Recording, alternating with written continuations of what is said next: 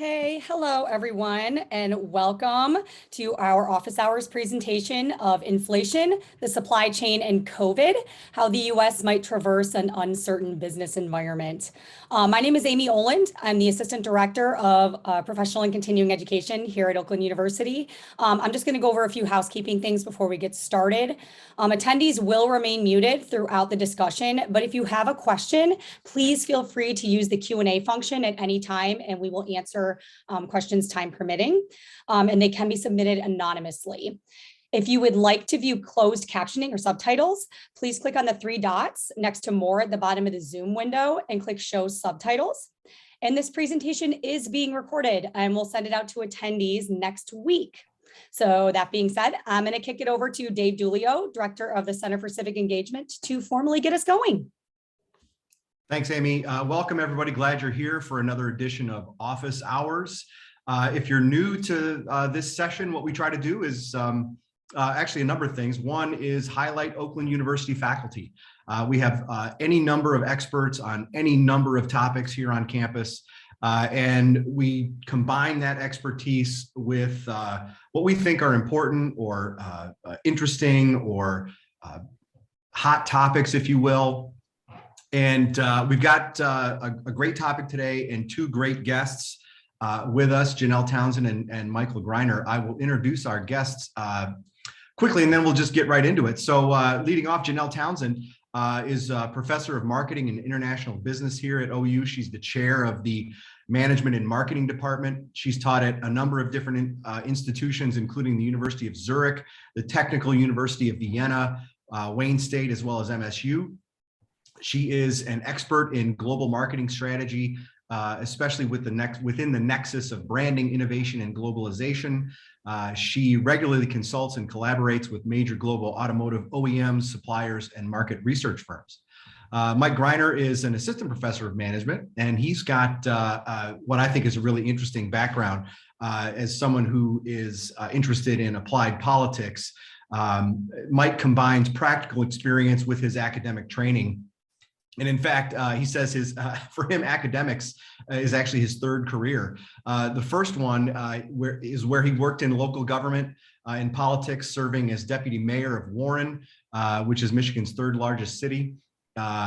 He also practiced bankruptcy law, founding his own firm, which grew to more than 10 folks, 10 employees at its height, and he helped thousands of families and businesses restructure their debts to help them turn crisis into success. So welcome, Janelle and Mike. How about we just get right into it and start talking economy, supply chain, inflation, COVID, right? And they all sort of come together. But you know, if maybe we take a sort of a 30,000 foot view first, right? Let me just ask you, from a broad perspective, how's the economy doing now? Because we see a couple different arguments, right? And Mike has got some certainly experience and expertise in politics as well. And that's sort of how I approach it, right, as a political scientist. But because we see different competing arguments about how the economy is doing. So what do you guys think? Well, why don't I get started? It's funny that you asked that, because this is actually a question my wife asked me just the other day, and it just shows how much misinformation is out there. The economy actually is doing amazingly well right now overall by virtually any measure. The gross domestic product is growing very rapidly. The unemployment is down to practically pre-pandemic levels. The labor force participation level is actually rather high. The groups that it's lower in, which has kind of led to this issue of having fewer employees available. You know, we've all heard about the issues of getting enough employees for different jobs. The groups that have been most impacted by this are really older folks, who many of whom have decided to retire, it appears, rather than going back to work. They decided, you know, after having been off as a result of the COVID shutdowns, that they just didn't want to go back to their jobs. So we see lower labor force participation among older folks. And among women, who actually have been hit pretty hard by a lot of the issues with children, not being able to be cared for in daycare, and with schools being shut down periodically. That's been a real hardship, particularly on women, which has lowered their labor force participation a little bit. But among men in their prime working years, the labor force participation is as high as it was prior to the pandemic right now. So we've really bounced back very quickly from the crisis. And the big issue, of course, is inflation, which everybody's concerned about. But I actually just saw this morning reports that were reported in the Wall Street Journal about the fact that now we're in the third month of declining inflation. So while inflation is still growing, it's growing at a slower pace. And in fact, most economists right now are predicting that inflation really should be slowing pretty substantially in the next few months. And that probably is a reflection over the fact that, really the market forces are addressing the labor, the supply chain issues that we've been dealing with. So I'll let Janelle pick up there. Thanks, Michael. Yeah, and the Wall Street Journal article is kind of interesting when you juxtapose that with today's headline of 7.5% inflation for last month. So this is something that is going to, take off in what everyone's going to talk about. And a lot of times it's those perceptions that matter as much as what's really happening in the hard numbers. So those subjective ways that people are thinking about inflation and getting very concerned about this. And a lot of that has to do with the fact that we haven't seen inflation like this in, a generation. In my adult life, I've never dealt with inflation. And people from my mom's generation will say, well, mortgage rates were 16% when I bought my first house, right? Well, my first house, they were 8.5%, and all it's done is gone down since. And so we've been in an era that's very different from what previous eras were. And so I think it's going to take some adjustment for people to understand that, inflation isn't necessarily unusual. It's just a different era that we're in. So Janelle, something you said there really crystallized this for me in an interesting way. So you said that inflation, you haven't experienced it in your adult life. So that makes me wonder, right? And we've got some students that are part of the webinar today. What is inflation? Can you just give us a quick definition of that? Because if it's something that we haven't experienced in so long, right? Maybe a lot of folks really don't even know what it is. So I don't have a technical definition off the top of my head. Yeah, that's fine. Please keep in mind, I'm not an economist. So that's, there's economists out there who might, get on me about one of the words or some way that I would put this. But, it's really that you're seeing rising prices. It's when you have more currency chasing fewer goods. And boy, didn't we hit that with the pandemic. Right, we shut down the entire economy. It hasn't even come back into full swing yet because only pieces of it have come back at different points in time, especially because of global supply chains, which is another part of our topic for today. And getting, different parts of the world are coming back online in different ways in different phases. So we're seeing these, snarling of the supply of things, but yet at the same time, the demand has been just off the charts for things. And a lot of that has to do with so much money being pumped into the economy. It's important to remember that money goes into the economy in two different ways. One through, or I should say, overall economic policy is a function of two things. Is one, fiscal policy, which is the government spending. And then there's the monetary policy, which is the Federal Reserve. So we're getting a lot of talk about the Federal Reserve right now and what are they going to do with interest rates, because that's what they're going to use as their main tool to kind of put the brakes on and slow things down. Okay, we've got all this money out there chasing too few goods. So, would we have seen the same inflation had we had the normal supply chain and the normal amount of goods available for people? Perhaps not. But then again, we wouldn't have had all this money pumped in the system either. Right, this was emergency reaction. Yeah. So actually, in terms of, sorry, go ahead, Mike. Yeah, I was just going to jump in too. I mean, part of the issue too is kind of the change in how people are consuming things. You know, we had an economy that was largely focused on services, and that really changed with the pandemic. What happened was people were less likely to go out to restaurants, for example. What they do is they cook at home. People were less likely to go to the gym. Instead, they'd buy a Peloton, for example. And all that changed really during all that changed as a result of the pandemic. And so what we saw is actually the amount of goods coming into the country is increasing. It's just that demand has increased at so much of a faster pace than the supply has increased that we're seeing this issue. And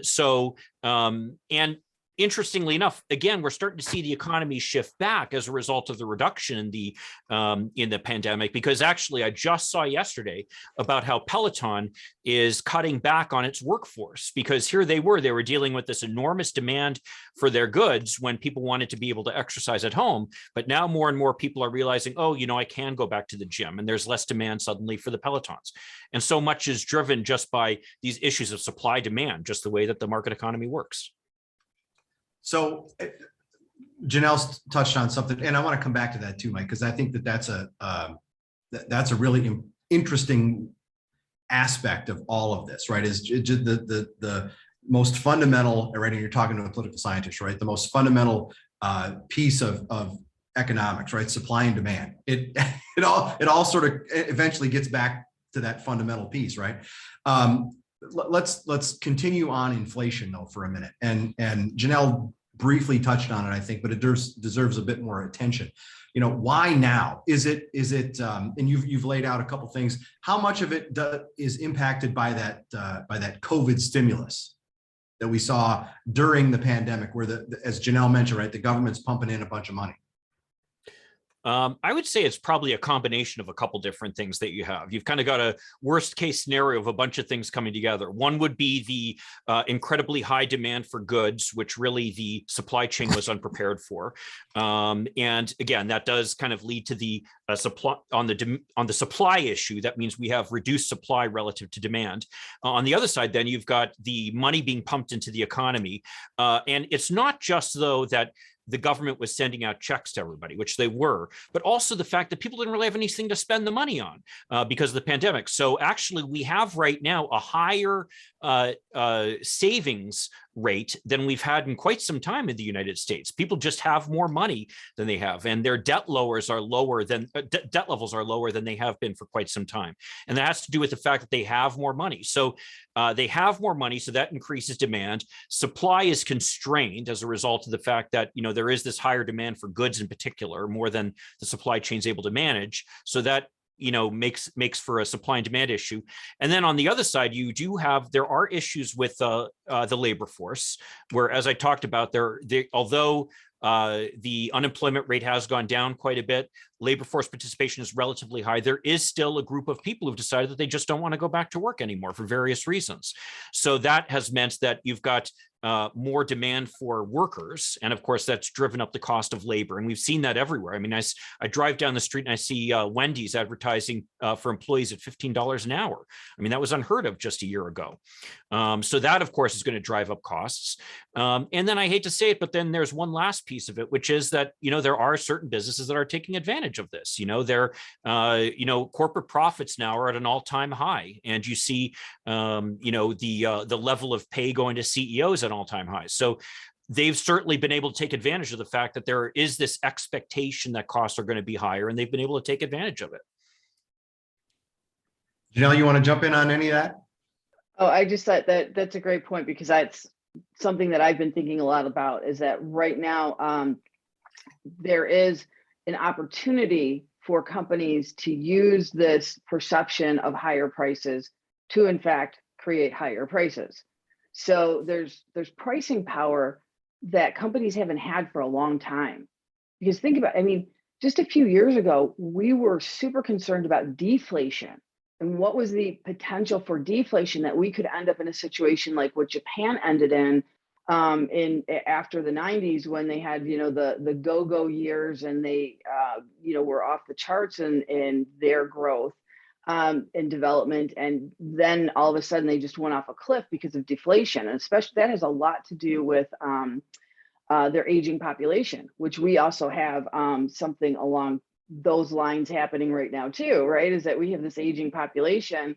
And so somehow you have to be able to maintain your economy with that. And they've struggled with that for the last 20 years, literally, and are, just seem to maybe be coming out of it. And then we got hit with the pandemic.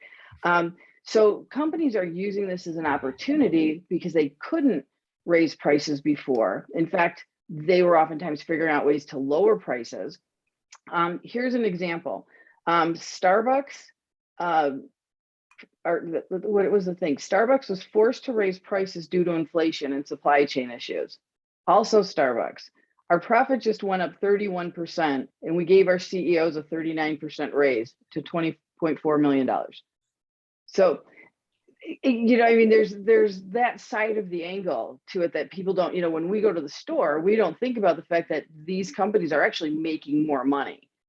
Yeah. So and that's part of the reason why the stock market, we've had a lot of vacillation in the market lately, but it's, we haven't seen these huge drops because companies are still making money. So let's I have one more question about inflation, and then let's get into supply chain, because we've got some audience questions coming in on that too. But, Mike, you said that economists think that curve is going to go down, that inflation will start to dissipate, right? So does that mean, well, I'll ask it two ways. One, how will we know that? And I guess as part of that, will we see prices go down? Or to Janelle's point, will companies now be able to keep the prices where they are because they can? Yeah, I think, well, let me answer that a couple of ways for starters. I want to follow up again on something actually Janelle said earlier about the psychology of what's going on out there. And this would be something that you'll find interesting, Dave, from a political science standpoint, which is psychology matters when you're talking about the economy. There are for example, we've got the U of M doing the consumer confidence survey that they do periodically, and that indicates as to how people are perceiving the economy, and the way people perceive the economy then impacts the way that they spend. If they think things are going well, then they're liable to spend more money. If they think things are not going as well, then they're liable not to spend as much, which then has a kind of rippling effect on the economy. Now, the reason I bring this up with inflation is that there's inflation also has a very serious psychological aspect to it. And what it has to do is something referred to as inflation expectations, where if people expect that prices are going to go up, then prices tend to go up. Whereas if people don't expect that prices are going to go up, then they tend to settle down because people are less willing to pay more for things. Now, the reason I bring this up is that this is measured. And what I just saw again the other day, something in the newspaper talking about, I believe it was the Wall Street Journal, the New York Times, talking about how on the one hand, inflation expectations for the short term are high. People expect in the short run, inflation is going to continue to increase. But in the long run, people expect that inflation will stop. And that's kind of the reason that I think economists are really expecting that this is not going to be some kind of continuing spiral, that where the Fed's going to have to put the United States economy into a full-fledged recession to try to get control of inflation the way it did in the early 1980s, because of the fact that people seem to understand that this is a short-term issue, that things are going to settle down over time. So we don't expect this going to be ongoing, and that's really, I think, where the economists are kind of hanging their hat, that they see on the one hand, inflation is already slowing, and that's because of, again, the supply chain kind of evening out. But on the other hand, people don't expect this is going to be a long run thing. They think that this is going to stop in the shorter run rather than the long run. And then that goes on to kind of impact the way that businesses are able to price their products. Now, in terms of what we're going to see, the reality is it's very hard to get companies to lower prices.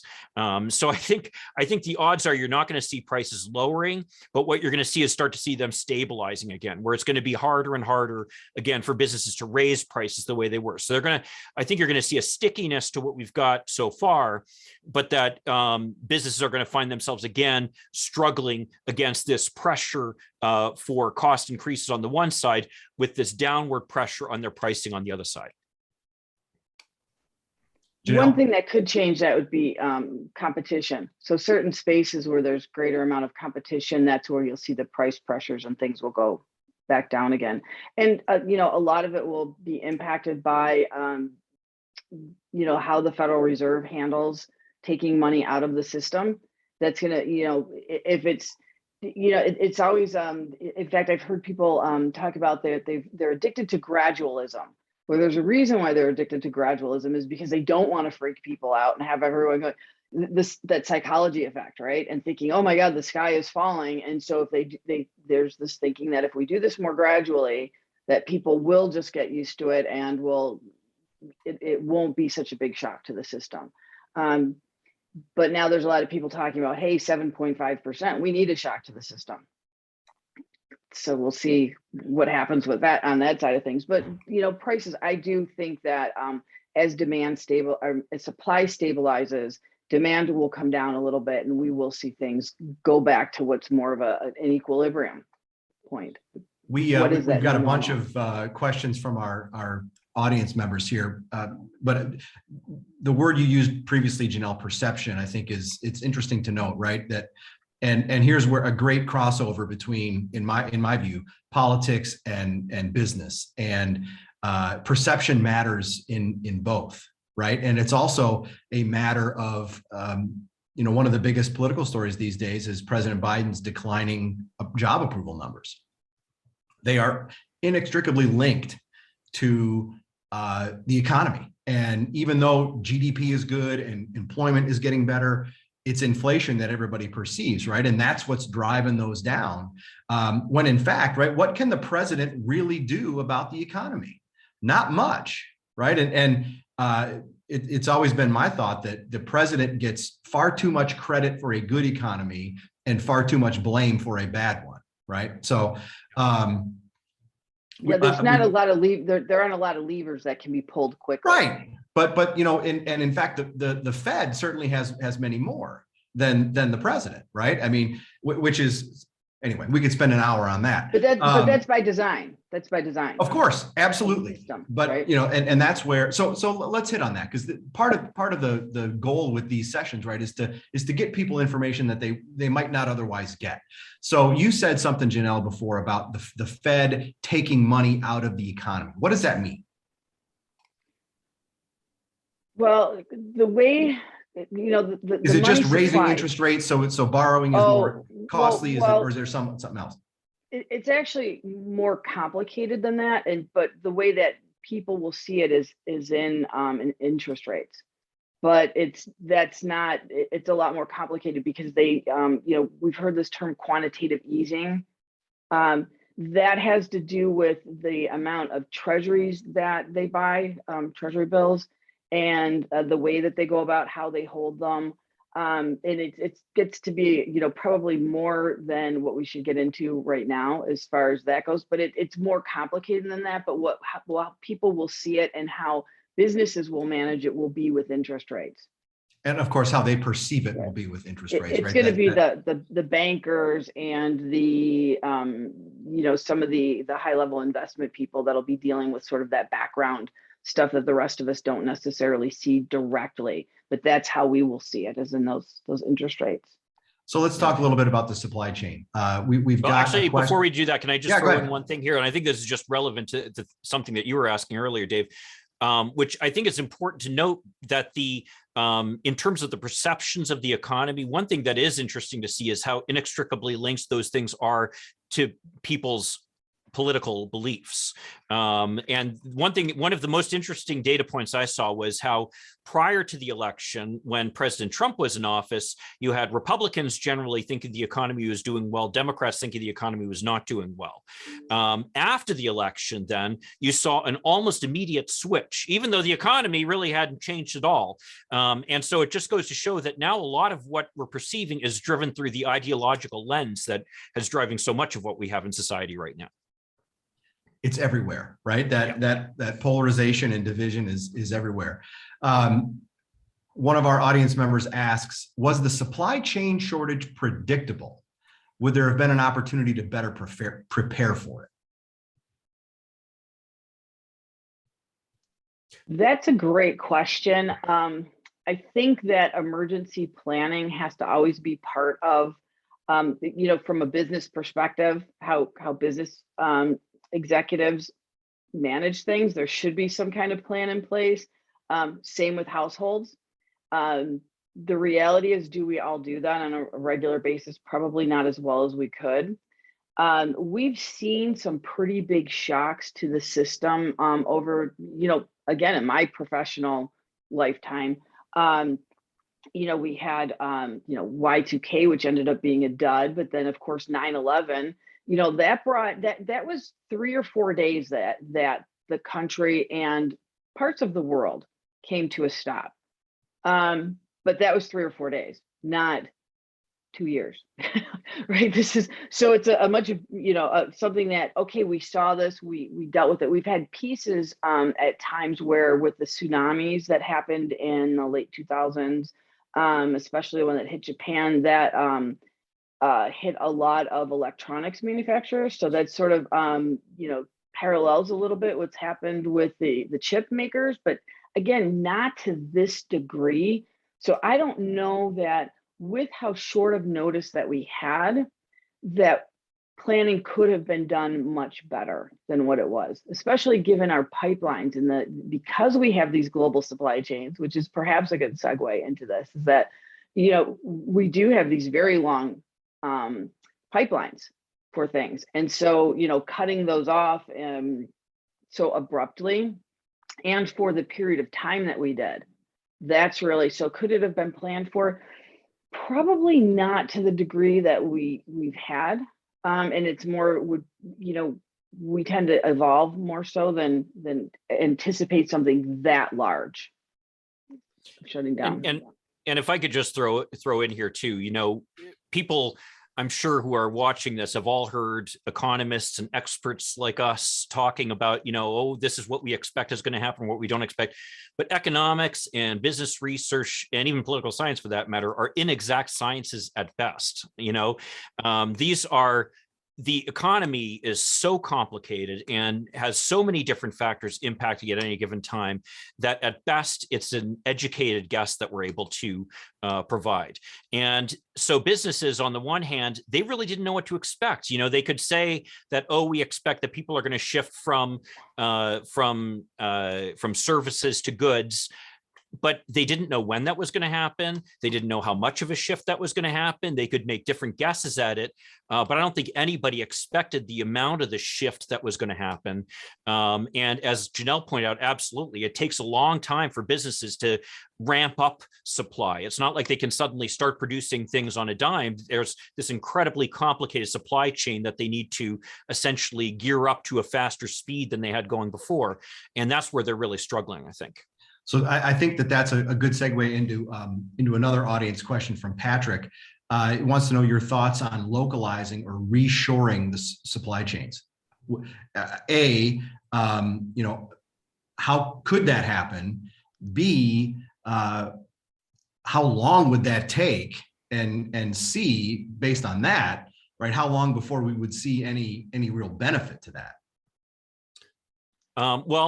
From everything I've seen, it is happening. There definitely is a certain level of reshoring happening, but I guess the best way to answer this would kind of be to refer back to something Janelle talked about earlier, which is we're really in unprecedented times now. That the last time we saw anything like this in terms of inflation was back in the early 1980s, and so people of entire generations have grown up never having seen any inflation at all, for all intents and purposes, or any of supply chain issues. And really, as a result of that, the entire period of the last 40 years has been a story of increasing trade and essentially shifting the supply chain overseas to the place where you have more comparative advantage, is essentially the way economists will refer to it. But I think that suddenly there's a rethinking of this, that yes, there might be a benefit from maybe getting a slightly lower cost by offshoring some purchase, but the flexibility we get by having something closer to us has now suddenly become clear. And this is suddenly a totally new data point to most businesses that's different from what they've experienced in the past. And so they have to kind of look at this change of circumstances and say, oh, maybe it does make sense to have things close to us. We need to kind of balance these issues when the concern over, oh, there could be some major disruption to the global supply chain. That was just something that people never even really thought about when they were addressing their supply chain issues.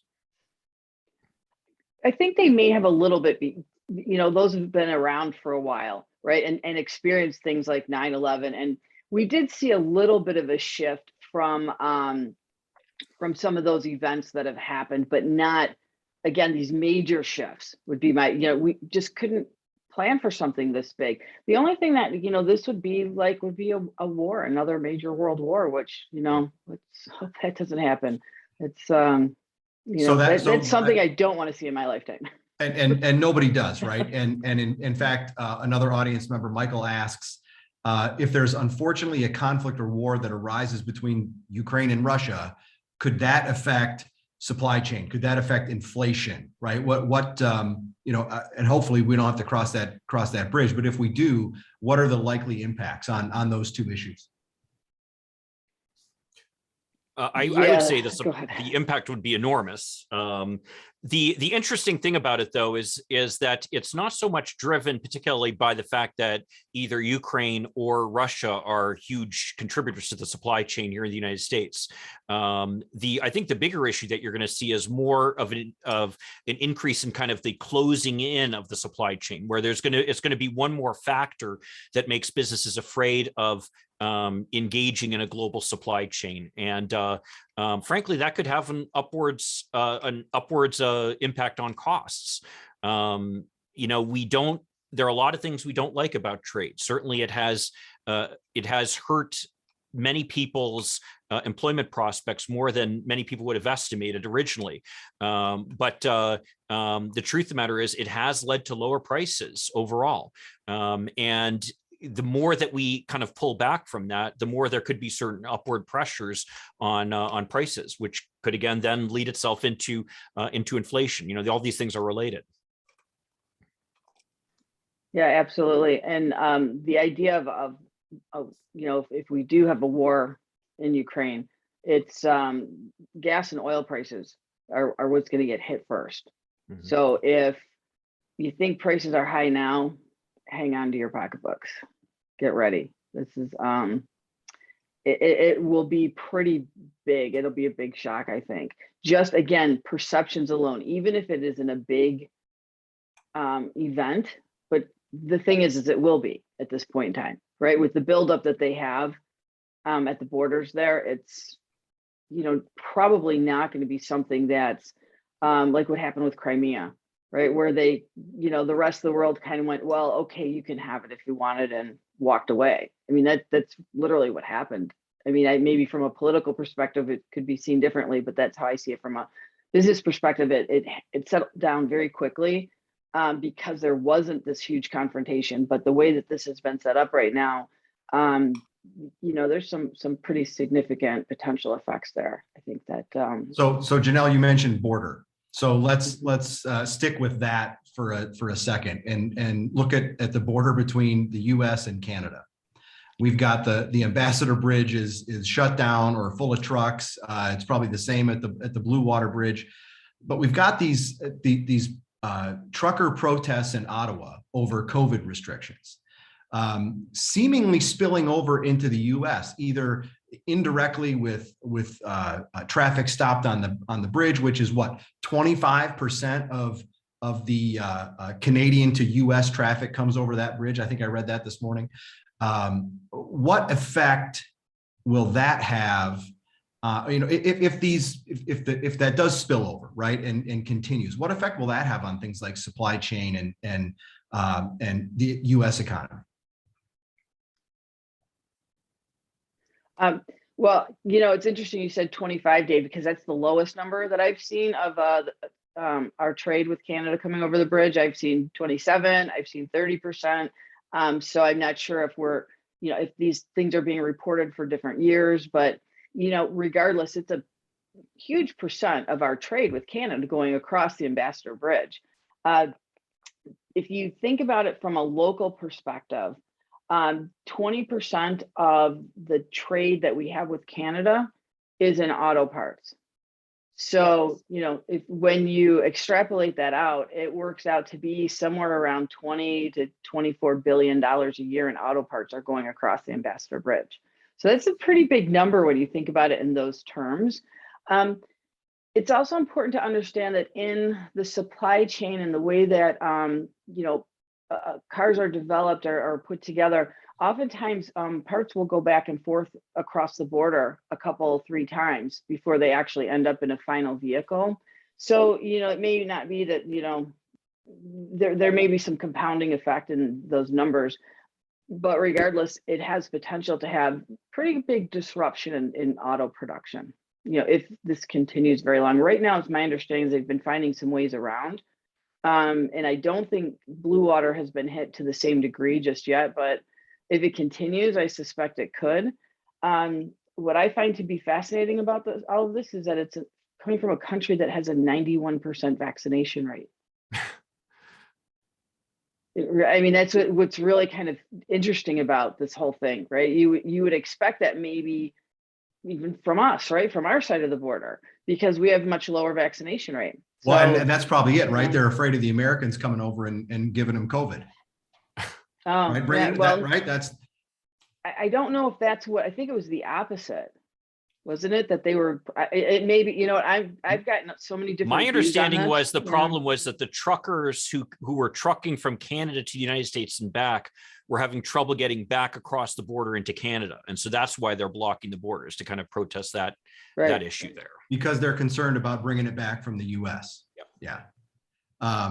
It is, and this is and this takes us in a totally different direction, right? But I've been thinking about the what's happening in Ottawa and potentially here in the States, because you hear that there's plans for it to go to DC, right? What does this go away quickly? It doesn't seem like it in Ottawa. These truckers who have such an impact on the economy, right, have really sort of got people's attention. And what does that mean for government decision makers, and how do they listen to them, right? It's far from over in terms of this particular story. Let's see. What about, let's change directions again. A major announcement a couple weeks ago now from General Motors to invest $7 billion roughly in electrification here in a couple of places in Southeast Michigan. Can you all talk a little bit about the impact of that, whether it's from the auto industry's perspective or the economy perspective, supply chain, right? How big of a deal is that? I think it's huge.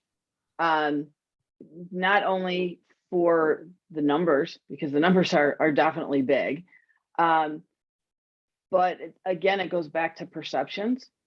And I think that, Ford's announcement of their $11 billion investments in Tennessee and Kentucky in the same space, and building their biggest plant in Tennessee, which will be outside of, the Rouge plant has been one of the biggest plants, and I think the biggest in their system. It really, again, is important for sort of the morale of Southeast Michigan, the entire state really, to keep some of that, that big auto investment here. So it, beyond just the dollars and cents that go into this, there's also those perceptions, and that we are the Motor City, right? That's what Michigan is. I just think it's funny is that people like to criticize Americans for not knowing a lot about geography. And I had a friend, actually a relative, technically land in the US years ago, and came in and said, now, what part of Detroit is Michigan in?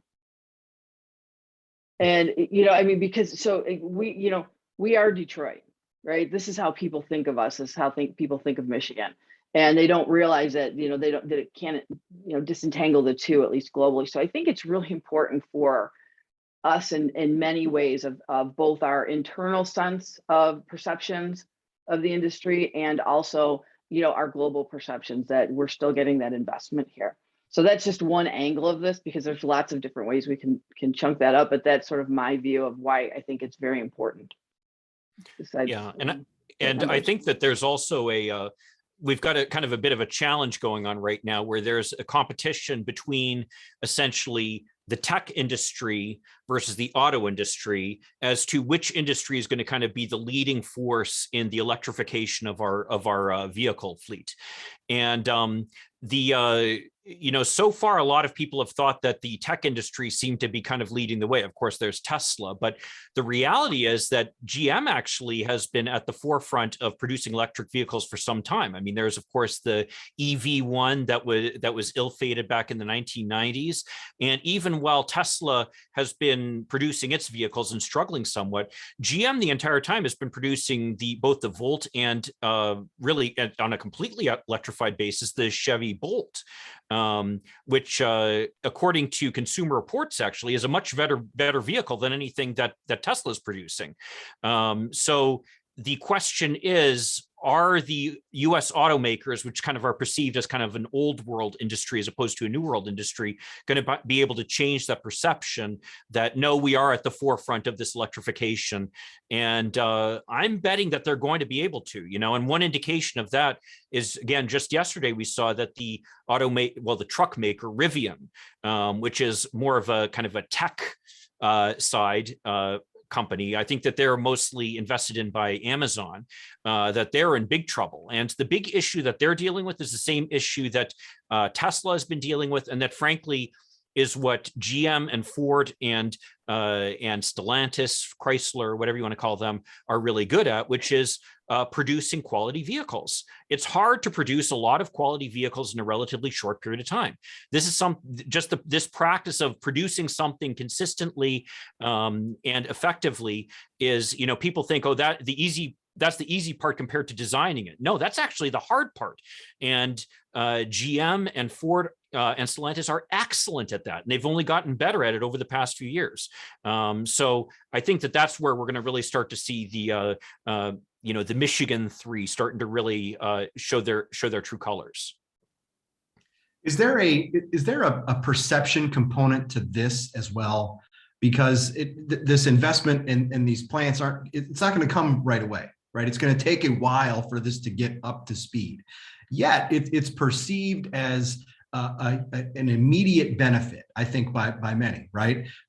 In addition, this issue featured heavily in Governor Whitmer's State of the State address, as we would expect. And she took a lot of credit for helping to broker that deal, again, as we would expect, and frankly, as the governor should, as well as the legislative leaders that were part of that negotiation. But how long until we see real impact? Well, I would say, number one, coming to your point about the perception, the biggest place you can see that is obviously in the stock market, where Tesla, for example, continues to be valued at an incredible sum of money, far beyond really what they likely should be valued at, as compared to Ford or GM, which are valued at lower amounts probably than they should be valued at under the current circumstances. So perception certainly matters there. But to give GM and Ford credit in particular, this isn't something new for them. It's been a number of years now that since Mary Barra first announced that GM was going to focus on converting to an entirely electric future, I believe by 2035. Janelle could probably correct me on that. So they're not fooling around at all on this. And so this has been something that they've been working on for some time.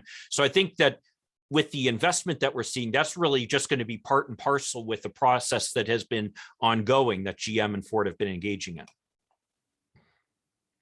Yeah, I agree with you on that. I think that there's, as far as how long, I think we have to remember all of the I hate to use the term, but trickle down effects that are going to come out of these investments as well, right? And so I had someone who is from somewhere else originally and now working here in Michigan, who made a comment the other day of, oh, well, they should be investing more in higher level type of jobs, that are not necessarily just the manufacturing jobs. We should be looking at things that require a greater degree of education. Was someone from the education space. And, my thought to that was, but we have to remember of all of the engineers that are involved with that, all of the supply chain managers, all of the marketing folks, all of the, everywhere through the chain that from, conception through development and production itself, and then everything that happens after the production. There's so much involved to that really does require a high level of a highly educated workforce that's involved in that. And so that will benefit the academic community as well, as the sandwich shops, right, that are making sandwiches for the people who work there and work in all of these places, as well, everything that's involved with daily life in the way that people live. And so I think it's really important to remember that it's not always that just initial, hey, there's this $7 billion investment in the state. It goes much further than that, because you have that multiplier effect that comes into play. So it's a big deal. We've got about 10 minutes left. If anybody in the audience has got a question, pop it right in that Q&A box, and we'll get it asked. While we're seeing if anybody else has got questions, I've got many, but one will take us in yet another direction. But Michigan, for decades and decades, right, has been not only a famously auto-centric state, but also famously union heavy. Not too many years ago, we see Michigan become a right to work state, and unsurprisingly, union numbers dip. But from this point forward, what is the future of unions here in Michigan, or maybe even across the country? I think I'm gonna let Michael take that, because that's a little, I think, closer to his wheelhouse than mine, at least directly anyway. Well, Dave, you're absolutely right when you point to the fact that the laws have changed, which has made it very difficult for unions to succeed. And that's the reality, which is that, we love to point to, their unions are popular or unpopular. But the real impact of that level of popularity or unpopularity is the impact that it has then upon the policymakers and their ability then to change the laws that might make it easier or more difficult for unions to organize.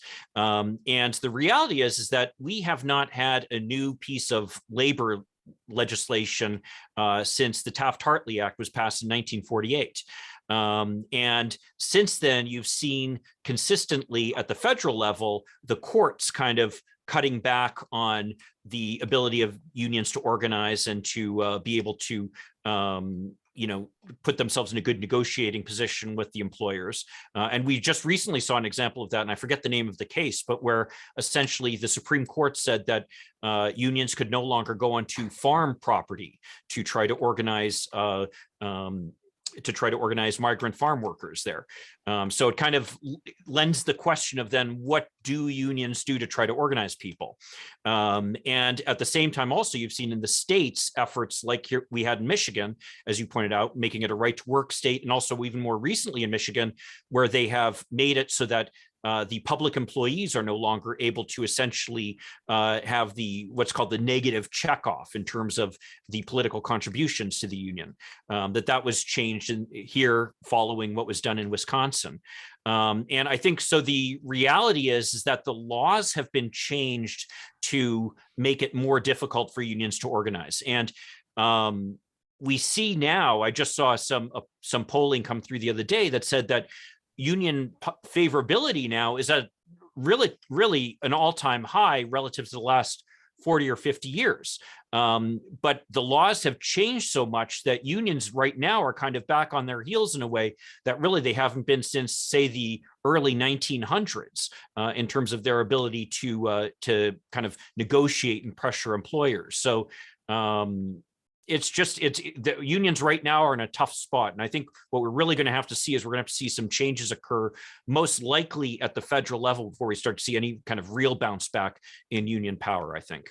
Well, it's interesting you say federal level, because I read just yesterday that I believe Andy Levin from Michigan is going to take the lead on sponsoring legislation in Congress to let Capitol Hill staffers unionize. Not a very big slice of the workforce, but I think symbolically, right? Maybe that would be something that would get people's attention. And again, we come back to perception, right? If that is, I'd be interested to see if that becomes law, because they obviously have to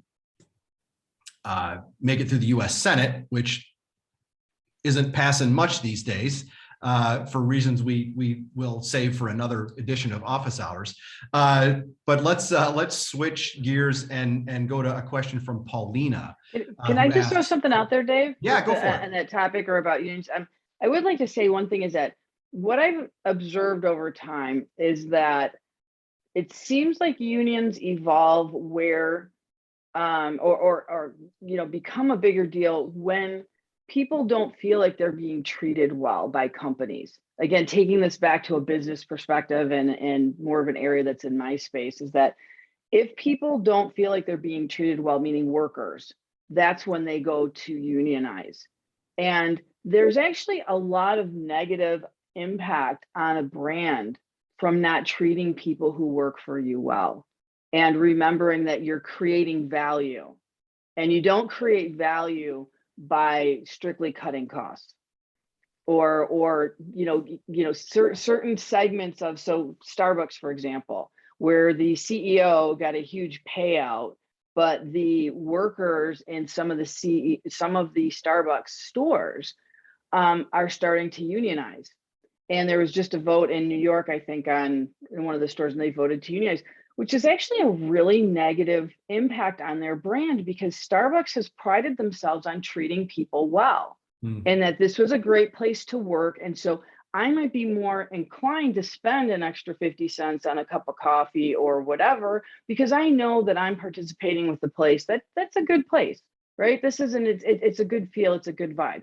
You're not going to spend that extra 50 cents or that extra buck on some place that you think, yeah, well, they're a bunch of schleps anyway.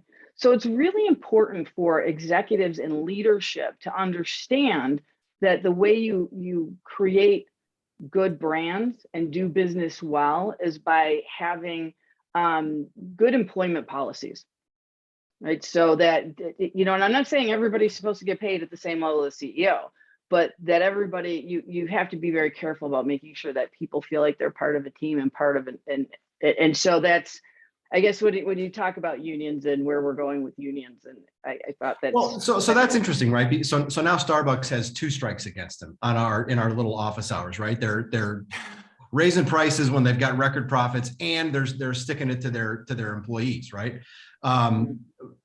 But how does, because I saw this morning that the city of Detroit is going to move to transition to a $15 an hour minimum wage for city employees, right? Was that kind of perception of mistreating workers or not? Maybe that's a bad way to say it. Maybe companies could treat their workers better if they paid them more. Is that where that frustration, drove from? And why do we see some companies adopt that and others not? And I don't think it's always a matter of money. Because we're academics, I always kind of want to, put that caveat out there that I'm not a human resources expert, right? That is not my space, for sure. However, it is my space to have to understand what that means for brands and managing strategies and for brands. And so I think it's important to remember that it's the way that people feel about being part of a company or part of an organization like the city of Detroit or whatever. It's not always just about the dollars, although that's like anything else. It's like grades, right? Like, so I say, why do students care about grades? It's about the knowledge, it's about the learning. But the thing is that that's our metric, that we use. And so that's why I think the dollars and cents tend to come out a lot, is because it's a metric. You know, it's an easy number to pick on. Yeah. And if I could just add to that, and this kind of goes back to actually one of my former lives working in local government, and probably your interest in politics, Dave, which is that and actually really my big area of research right now, and it has to do with stakeholders. You know, who are the powerful forces that that a certain organization needs to be dealing with? Well, the stakeholders in a local governmental entity such as the city of Detroit are going to be very different from the stakeholders of a company such as Starbucks. You know, for example, the way that that Starbucks is set up and the way that every corporation in the United States is set up is that basically the key stakeholder are the shareholders. They have 100% say over pretty much over how the company operates. And the only goal of the top managers is going to be trying to please the shareholders. Now, that doesn't have to be that way. It's different in different countries, but here in the United States, that's how we do it. On the other hand, in an entity such as the city of Detroit, it has a very different set of stakeholders. Its stakeholders are the voters. Its key stakeholders are the voters and the taxpayers. And many of those voters and taxpayers are going to be unionized. And what's more is that the unions, being good at organizing their membership, would be especially good at kind of making the impact of that membership be heard especially strongly by the elected officials then in a city administration, such as with the city of Detroit. So that makes then that stakeholder group even more powerful then within the context of the governmental entity. And I think that's part of why you see this distinction between the strength of unions within the private sector, which right now is, I believe, at 6% last I saw. So it's at an all-time low right now, versus where it is still in the public sector, where I think it's about a 25% or so. So a big part of that distinction has to do with who are the powerful stakeholders and kind of what their interests are. Well, we are right up against 1 o'clock here. I'm going to thank Janelle and Mike for their time, for Paulina, Werner, Barry. If we didn't get to your questions, I apologize, but we want to be respectful of everybody's time. Maybe in addition to thanks to Mike and Janelle, I'll ask them for one quick thought about what folks can look forward to over the next several months that they should keep an eye on, right? What should folks keep an eye on for the next several months in terms of the economy or business or inflation, et cetera? So I think that it's important to remember that, you know, the only constant is change. And so we are going to see some inflation, and we may not have even hit peak inflation yet. I suspect we may have a couple more months of that, but it is likely that it's going to come down thereafter. And so, you know, just persevere. We're going to get through this. We will get through things, and you know, just understand that, and don't get, you know, we're so caught up right now in the 24-hour news cycle and the social media and all of the, you know, there's a lot of hype that goes on in very short periods of time. And, you know, something that's very important today and everybody's talking about this week, next week, well, we're over that. We're not even talking about it anymore. And so it's important to, you know, try and keep that in mind as we're looking at things and making decisions. They need to oftentimes be a little bit longer term view. And for my parting comment, I think the biggest thing I would say to look at would be the pandemic, frankly, because the story of the past 2 years has been, both in terms of our politics and our economy, has been the pandemic. You know, we saw recently where we thought that things were bouncing back a couple times, actually. Last summer, we thought that was the case. More recently, we thought that was the case, like in December. And then we had these variants emerge that kind of put us back on our heels. Now we have the vaccinations, although our vaccination rate, frankly, is probably too low to really address the virus, but there are new treatments coming out for the virus. And all these things could make the virus much more something that we manage as an endemic problem, kind of like the flu or other diseases that we have ongoing, as opposed to kind of the crisis that we have that completely devastates the economy the way that it has in the past. And if we're able to kind of make that shift into a world where we're not constantly having to shut down our economy anymore, I think we're going to see things return a lot more to some sense of normalcy than we've been experiencing for the past couple of years. Thanks again, Mike and Janelle. Really appreciate your time, sharing your expertise with us. Thanks again to our audience for being here. Keep an eye out for more office hours and other events from the Center for Civic Engagement or for that matter, professional and continuing education at OU, the Alumni Association at OU, lots of stuff always happening on campus. Folks in the community are always welcome to those. We want you on campus. We want to see you here. We have an office hours coming up 4 weeks from today, political hot topics, where we'll talk redistricting, we'll talk campaign 2022, probably presidential approval, all those fun topics. That'll be an evening session. So come back around 7 o'clock 1 month from today. Hope to see you there. Thanks, everybody. Thanks so much, Dave. Thanks, Thank you. everyone.